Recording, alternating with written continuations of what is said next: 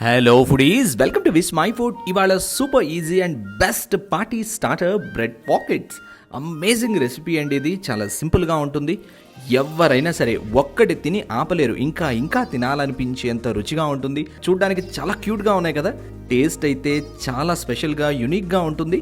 ఈ amazing recipe కోసం అత్యుత్తమమైన ఎంపిక చేసినటువంటి 13 మసాలాల సమ్మేళనంతో తయారైనటువంటి ఎవరెస్ట్ గరం మసాలా వాడి చేస్తున్నాను.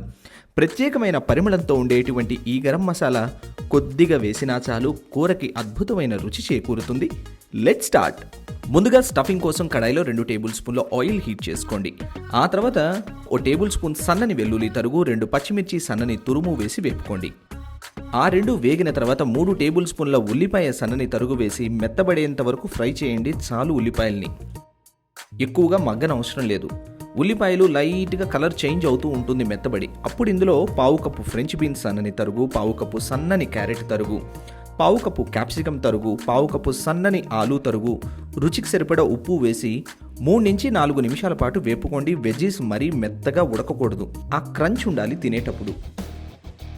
3 నిమిషాల తర్వాత 1/2 కప్పు స్వీట్ కార్న్ వేసి టాస్ చేయండి. నేను ఫ్రోజన్ కార్న్ వేశాను కాబట్టి లాస్ట్లో వేశాను. మీరు తాజా కార్న్ వేసేట్లయితే ముందే వేసి వేపుకోవాలి.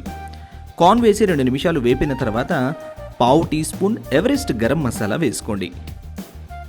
గరం మసాలా వేసి టాస్ చేసి లాస్ట్లో దింపబోయే ముందు 1/3 కప్పు సన్నగా తరుక్కున్నటువంటి పన్నీర్ క్యూబ్స్ లేదా స్క్రాంబుల్ చేసైనా వేసుకోవచ్చు. ఇంకా కాస్త కొత్తిమీర తరుగు వేసి టాస్ చేసి దింపి పూర్తిగా చల్లారనివ్వండి పక్కకు పెట్టి.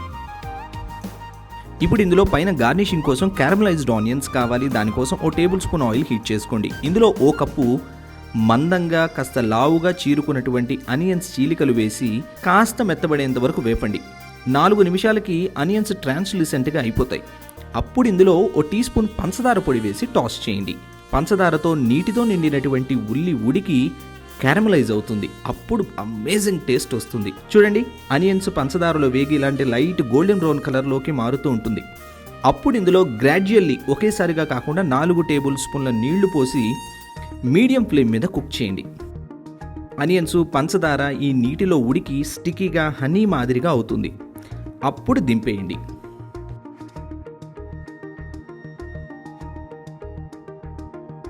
ఇప్పుడు ఖచ్చితంగా తాజా శాండ్విచ్ బ్రెడ్ ఒకదాని మీద మరొకటి పెట్టి అంచుల్ని కట్ చేయండి.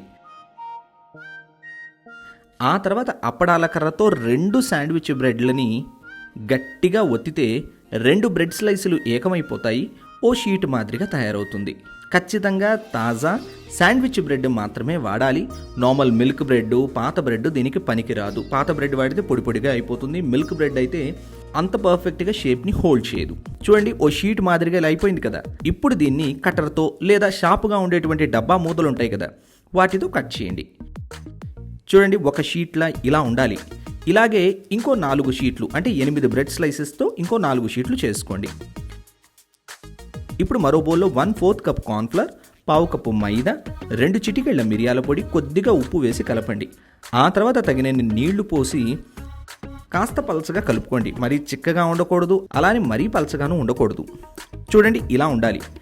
ఇప్పుడు కట్ చేసుకున్నటువంటి బ్రెడ్ స్లైస్ని స్లరీలో ముంచేయండి. అన్ని వైపులా సరిగ్గా మునగాలి బ్రెడ్ స్లైస్.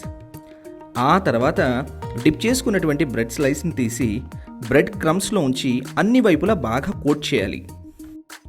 బ్రెడ్ క్రమ్స్ ఎంతండి, జస్ట్ 30 నుంచి 40 రూపాయలు దొరికేస్తాయి అంతే.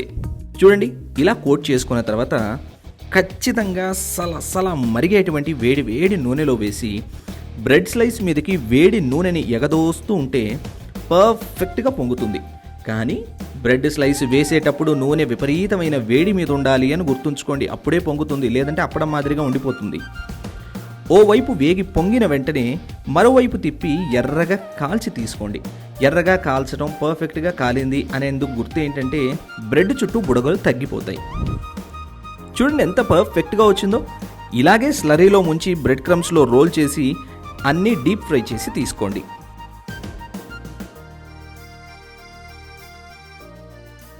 ఇప్పుడు కుక్ చేసుకొని చల్లార్చుకున్నటువంటి వెజీస్లో 1 టేబుల్ స్పూన్ టొమాటో కెచప్ వేసుకోండి. ఇంకా 3 టేబుల్ స్పూన్ల మైనీస్ వేసి బాగా కలపండి.